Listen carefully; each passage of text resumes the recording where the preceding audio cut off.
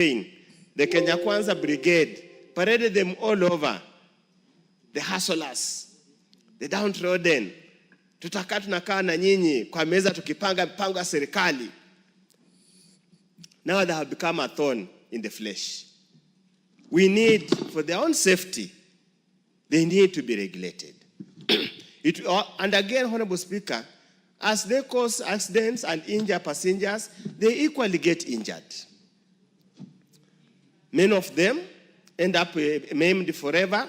So, Honorable Speaker, the Boni Halwale bill might be lost because he requested so, but we want to urge the State Department for Transport, the saga called NTSA, the National Police Service, to really find ways and means of reining and regulating this sector so that its economic influence can be felt, but security, safety must be paramount. With those few remarks, Honorable Speaker, I support. The Honorable Kangogo Bowen. He will be followed by the Honorable Peter Irungu Kiungi. Thank you, Mr. Speaker, for giving me this opportunity to support the motion to discharge the public transport, that is the motorcycle bill, the Senate Bill number 38 of 2023 from the second reading of this House. And Honorable Speaker, many of my colleagues, including the mover, the Honorable Tiji Kachwang, and the little majority who seconded, together with the Dr. Oundo, Mr. Speaker, they have said it all. They have said all about this bill. Mr. Speaker, I just want to say some few things. Number one, Honorable Speaker, where we come from the pastoralist areas where we come from, where there are no roads at all, where we have only one matatu, leaving in the morning, as early as 3 a.m. in the morning, to get to town, and that same matatu will come back maybe around afternoon, going back to the village. Mr. Speaker, the motorcycles, they have played a very important role. To move those women going to markets around the place, Mr. Speaker, it has really helped. It has really helped our students, even when they are going to school, Mr. Speaker, moving them from the villages to the nearby towns where they can catch up a matatu. And I can say, Honorable Speaker, with the coming of the motorcycles, or this, the borders, Honorable Speaker, it has really changed completely the mode of transport, especially in the rural Kenya. Having said that, Mr. Speaker, the sector has also employed many young Kenyans. It's also a source of income to many Kenyans. But, Mr. Speaker, there are few, especially in the urban areas, Mr. Speaker. We have seen where the border operators, they are very unruly.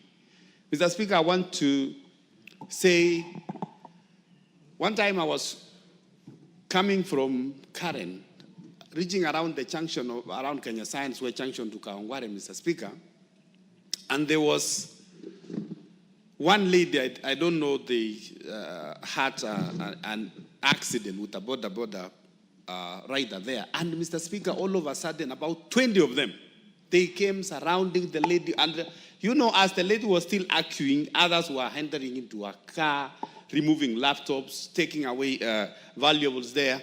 And he took my intervention, me together with my security team, Honorable Speaker, to help the lady. And you will find that in a normal traffic situation, when you are involved in an accident, it's normally the two drivers who can come out, and then a policeman can come in and intervene and see who is on the wrong. But in the border sector, Mr. Speaker, a small incident is like an opportunity of stealing, you know, and also maiming the person, Mr. Speaker. So, Mr. Speaker, I want to support the position of the committee led by the honorable member, the Honorable Tiji Kachwang, that they are going to take up this bill. That we are not going to lose this bill, Honorable Speaker, that the committee is going to take it up and police it well, so that, Mr. Speaker, we regulate our border sector and have it as productive as we have seen in other countries, like what we are seeing in Rwanda.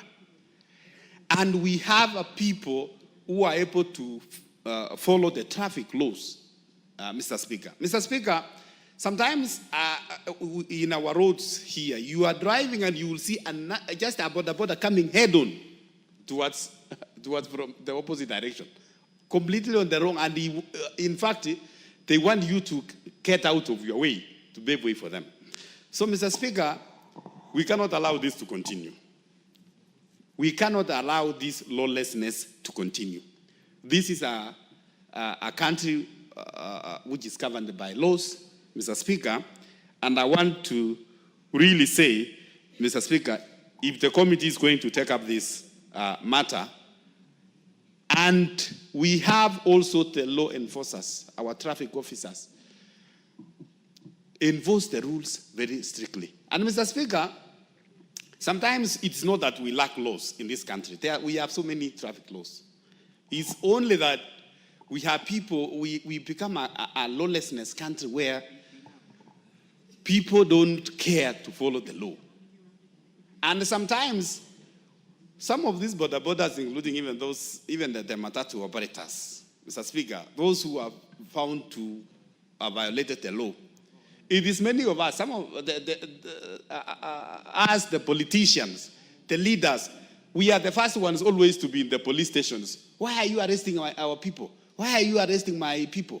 And then they create some boldness. They become emboldened, Mr. Speaker, that they cannot listen to anybody, even the policemen on the road, because they know they have some godfathers somewhere. When they are arrested, they are going to be released. Mr. Speaker, I conclude on this, Mr. Speaker. I want to say, like the Honorable Kachwang said, if you go not only to Kenyatta National Hospital at 9th floor, if you go to MTRH in Eldoret, there is a whole almost two wards, which are purely for border victims. If you go to every hospital in Nakuru, in central Kenya, you will find that many of the accident victims are victims or are accident victims from border accidents. So, Mr. Speaker, I want to conclude to say, the committee, you have the support of the House. We are going to support you. Polish this bill, bring it back, and we are going to pass it to regulate the border sector and become an income generating sector like any other sector in the country. Thank you, Mr. Speaker. The Honorable Peter Irungu Kiungi is recognized. Okay, thank you. Thank you very much, Mr. Speaker. I start to support the withdrawal of the motion of the bill. And Mr. Speaker, I want to question also still how the bill went all through the process and it came to Parliament from Senate without the mover or the Senate itself be able to realize the anomalies that they could have rectified. But Mr. Speaker, I want to support the most members what they have come. We need to regulate the operations on border. I think we are now allowed 24 years because mostly it came after during Kibaki regime. And I want to say, I was once operated as a conductor between around 2000, between Kayole and Nairobi, before Mechuki rules. It was extremely chaotic. And when he came with the Mechuki rules, we never knew that it would work. The only instinct that is needed is somebody who have the boldness and somebody who is not careful too much, maybe on his popularity, because we must regulate the border sector as it is. The numbers now that we are in of people who are employed by the sector, they are extremely rising. And I wish, as the committee is saying, This is an institution, this is whereby we need now to develop maybe a directorate that is concerned and every day is working on border sector. Because now, as it is left, I realized the other day, there was a burial in my village called Watoha. And it was a burial for a border guy who had an accident. I think there were 3. 2 died, and one of them maybe is in hospital. But during the burial of one of the border rider, there came a group of borders who behaved as if they were chaotic. They interfered with burial whereby when the pastor was preaching, they came and took the coffin, they went directly to the burial site and buried the person. Without even prayers, they disregarded the family. It was so embarrassing, so chaotic. And therefore, that's why I'm saying, if we allow this sector to continue learning, now it's becoming now the chaotic issue. They are calling themselves biker. You don't understand how they are organized. And these people are criminals. Therefore, Mr. Speaker, I think the essence and the issue of regulating this sector is not to frustrate the operations of genuine borders. Because the borders in my village, they were left wondering what's happening. They felt the embarrassment up to a point whereby we had to do prayers in that church with the borders in the village to repent on behalf of borders. But those people, I think they have organizations, they are organizing themselves even from outside, and they are becoming extremely chaotic and disorganized. Therefore, Mr. Speaker, I think Halwale had an idea, but I think he panicked. But my prayer is that the Committee for Transport should think around it and come in a way to regulate and bring order to this sector. As everybody is saying, if you go to Rwanda, you admire the operations of boda. One boda carrying one passenger with a helmet, very organized. At a traffic jam, when they observe lights, is extremely organized. And I think that one needs just an organized registration, and also, if possible, we have a directorate that will trickle up to the ground so that these people can be able to be organized as circles, and we can be able now to remove those criminals have intruded in this sector. Therefore, Mr. Speaker, I start to support the withdrawal, but I think Senate also should up the debate also, because I don't understand how the bill came to Parliament. Then when we have it in Parliament, they are calling for withdrawal. I don't understand at which instance, maybe at what, how the process went around. But Mr. Speaker, as Parliament, we can agree, but call upon the Committee on Transport, just look on how you can bring order in this sector. And I know we can be able to bring order, and it will work for genuine border operators. And it will also assist us to be able to remove those operators or those criminals who have gotten a chance to intrude in this sector. Thank you, Mr. Speaker. The Honorable Joshua Mwalio. Thank you very much, Mr. Speaker. Mr. Speaker, I want to support also the withdrawal of this bill. Although initially I was not for the idea of the withdrawal, but I was convinced by the House business that the withdrawal is the right thing. And then we bring ours from this House. And I was convinced by Honorable Kajwang, and I am convinced. Having said that, I want to say that this sector is very important because it came in the hard time, the best time. It is like the way we used to have no mobiles, and then the mobiles came as a savior for everybody, because you used to walk to someone's home, even 5 kilometers, and you find the person is not there just because we did not have the mobiles. But now the boda have come to save the sector of transport, such that it has become very easy. Even wherever there are no roads, they are there helping the people in the rural areas. If you want to move faster, even in the city here, when you are late and there is a jam, you take a boda and you reach where you are going as quickly as possible. So the boda sector is a very important sector. Having said that, we need to regulate, because the things that are coming from the boda, the issues that are being done, the bad things that are being done by the boda, they defeat the good ones. Because they are the same bodas who are being used by the hitmen. If they want to steal from you, they snatch your mobile and ride very fast, leaving you wondering, how do you run after a motorbike that is speeding? There are other things that are being done which is very good. There are some of them are so organized, such as they have their circles where they give money daily, even 100 shillings. And at the end of the day, they are able to give one person some money so that that person can buy his or our own motorcycle to be able to do the business.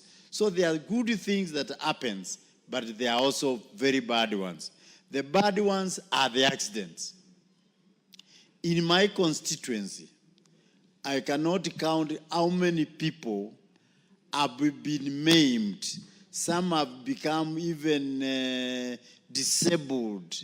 Some their legs have been cut because there are multiple fractures, because they have been knocked by boda. In fact, there is one young man already now this week is in a mortuary who was knocked by a boda last week.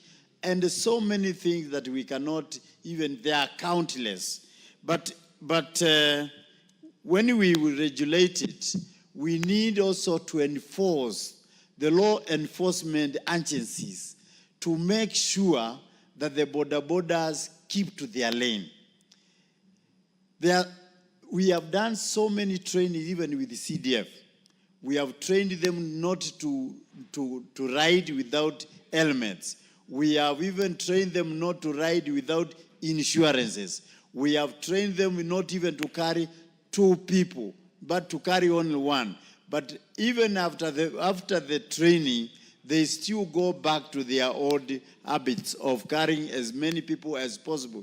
You find one is carrying 4 people, and he himself is as if he is standing, because he is there just next near the end of the motorbike. So it is very important to bring a regulated sector in this house so that we go through it, make it happen, because it was made to be a very good sector. And of course it is. But because of the very bad things, then everybody is saying the boda. They bull people, even us, when we are campaigning. One time, I was bulled by them, and they even prevented me from entering a town until I paid 20,000. You see, so much bullying that they bully even the member of parliament. When you are going there to look for votes, they tell you cannot enter this town. It is controlled by us. It's a cartel.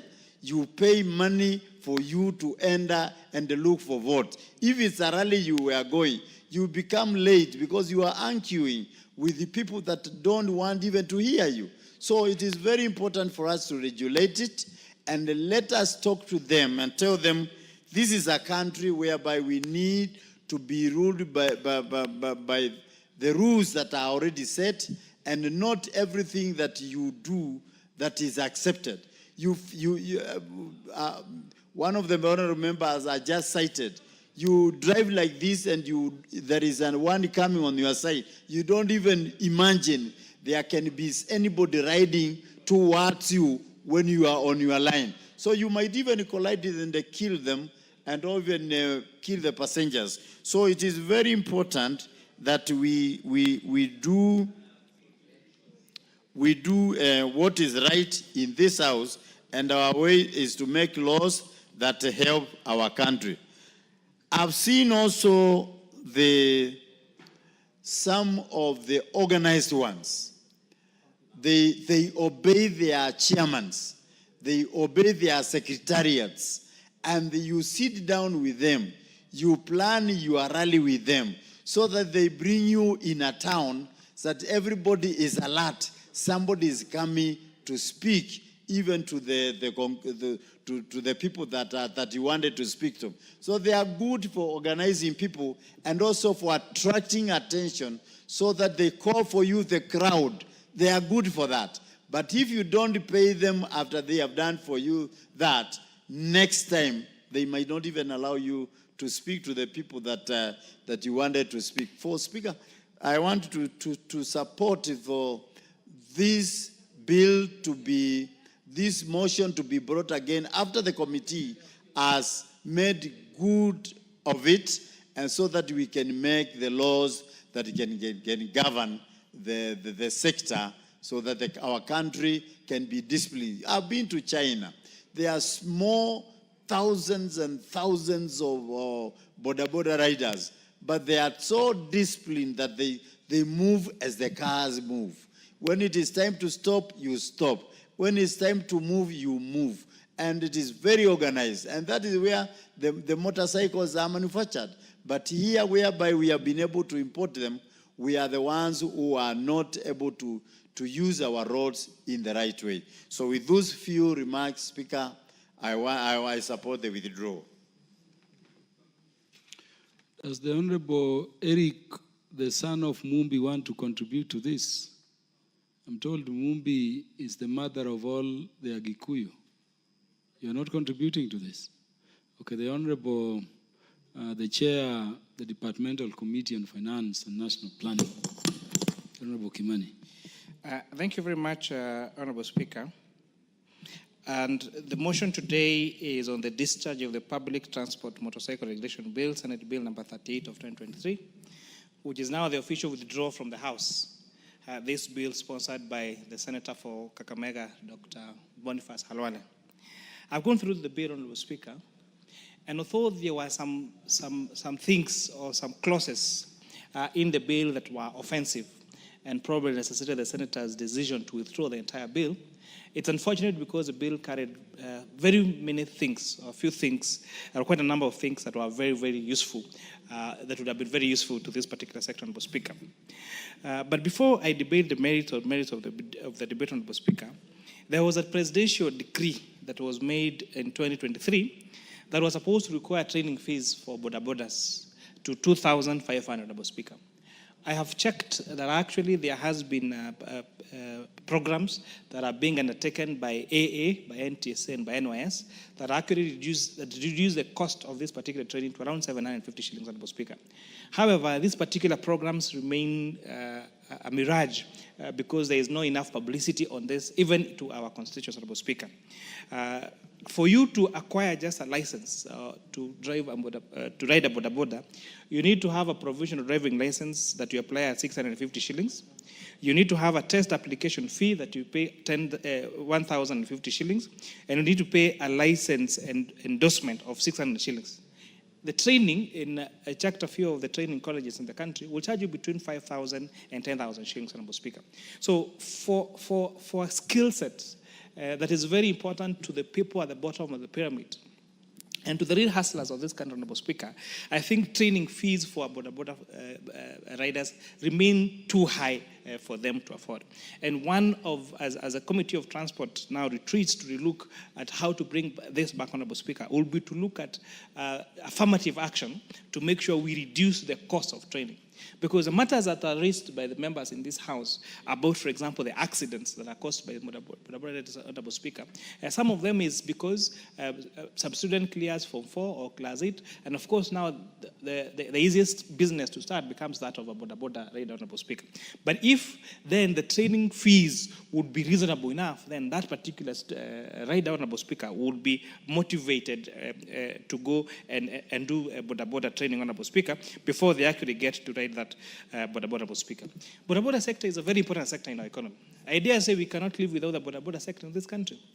You know, it is our last mile connectivity in our transport. When you want to go to the deepest of our villages, or to the deepest of our urban areas where some of the roads are really small, Honorable Speaker, we rely on these boda boda riders, Honorable Speaker.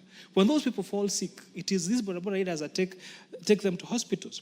The first reactions, even in terms of security matters, if there is a theft in a particular village, if there is any insecurity matters, Honorable Speaker, the first respondents, most of the time, not even police officers, they are boda boda riders, because most of them operate even 24 hours, Honorable Speaker. And therefore, this is an area that is so critical to our economy that we need to protect.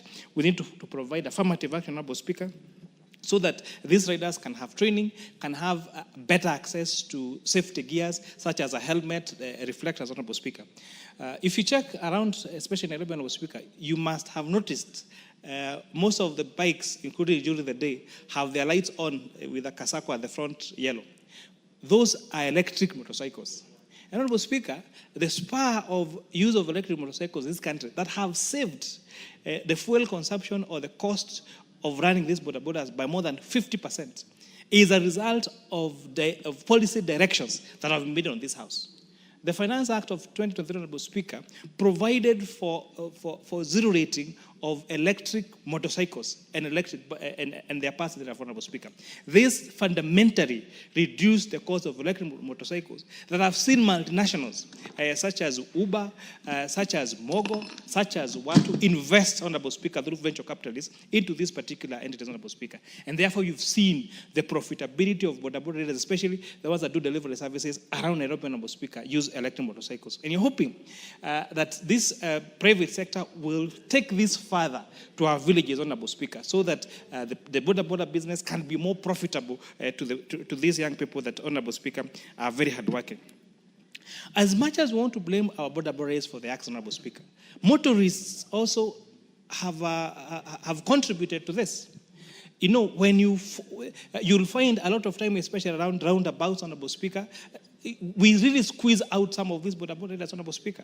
And you find some of them is carrying a radio, Honorable Speaker. They really get scared because there's a matatu or there's a car that really is squeezing them almost out of the road. And out of that panic, Honorable Speaker, sometimes the passenger shakes or even the rider, Honorable Speaker, panics. So in as much as if you are really control the accidents that are caused by these boda boda riders, even as motorists, we need to respect other motorists on the road. Our boda boda riders are equal motorists in our roads, Honorable Speaker, and they deserve the respect we give the vehicles on our roads, Honorable Speaker.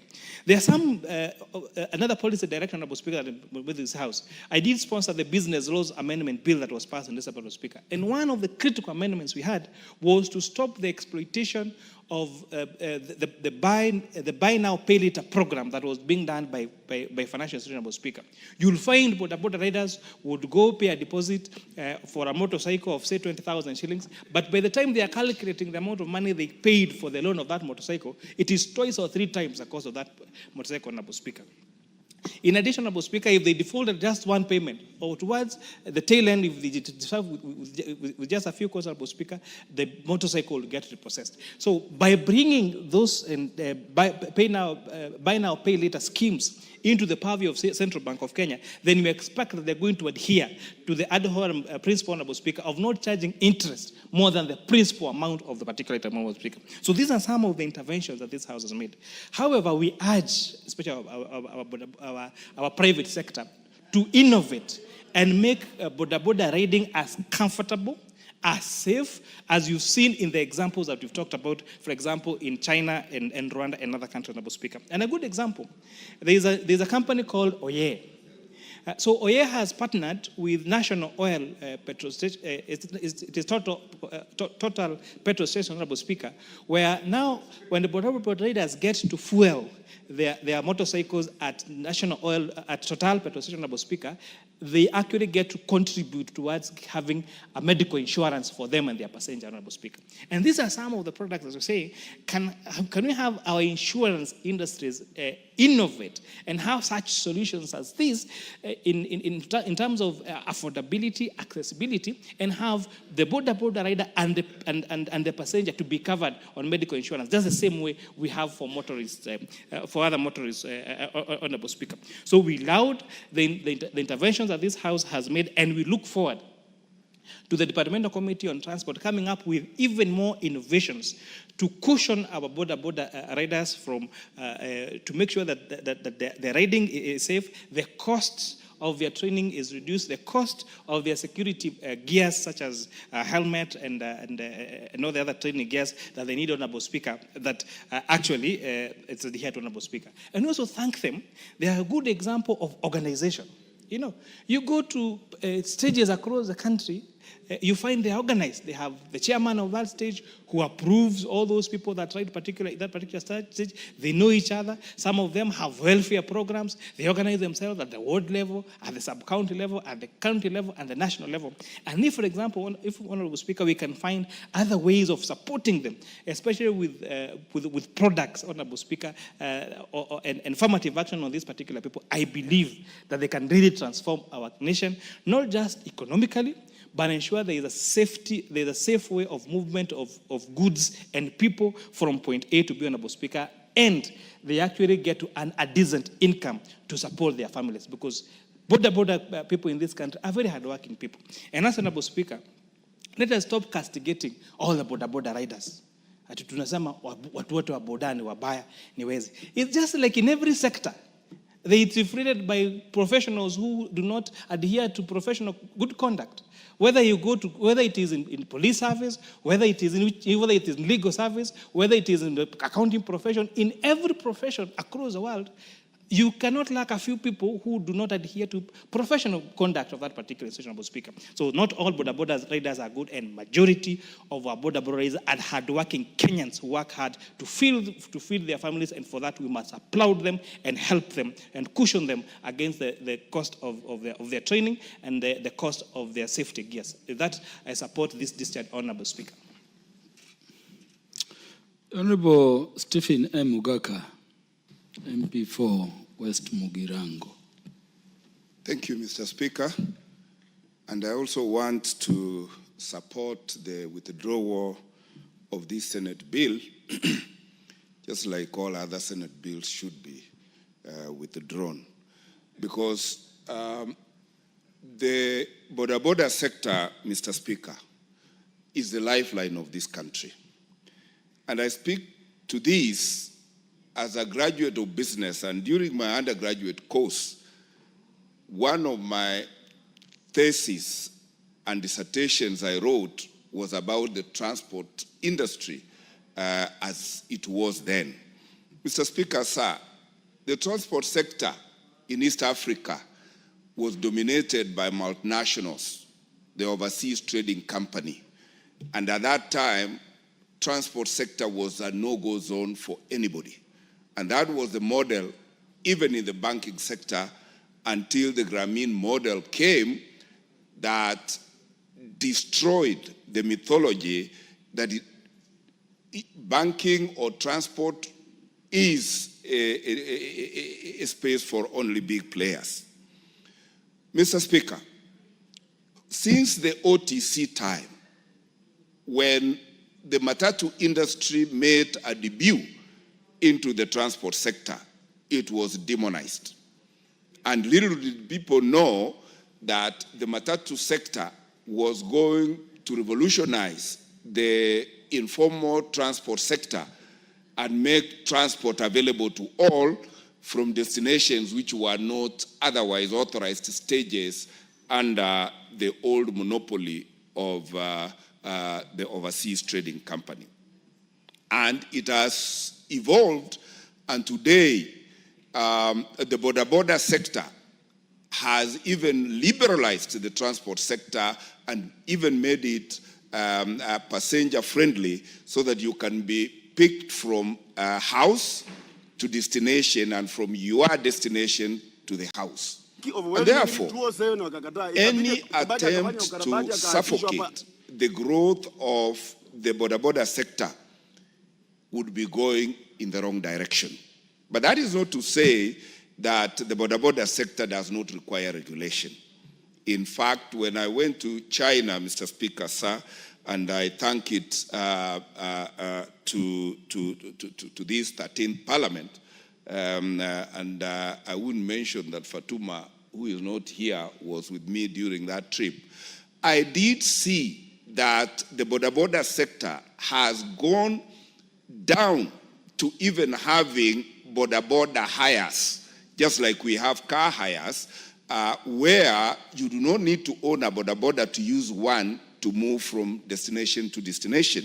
And that is why, Mr. Speaker, any regulatory legislation that is not border and passenger-centric, that would be a regulation in the wrong direction.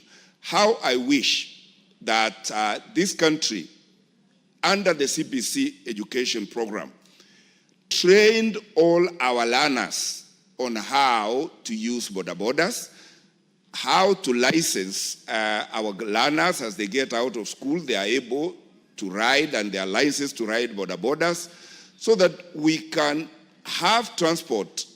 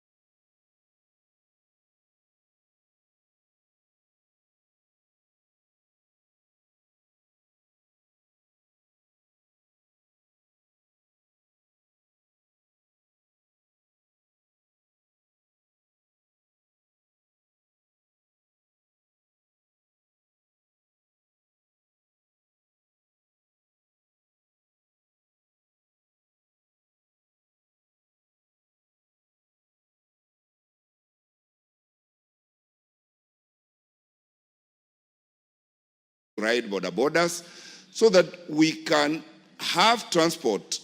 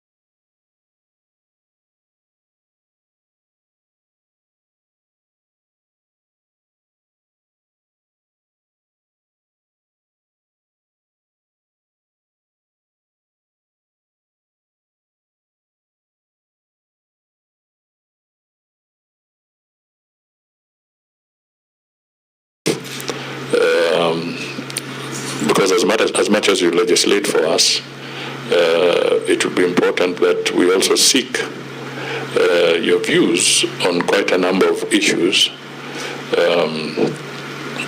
that could have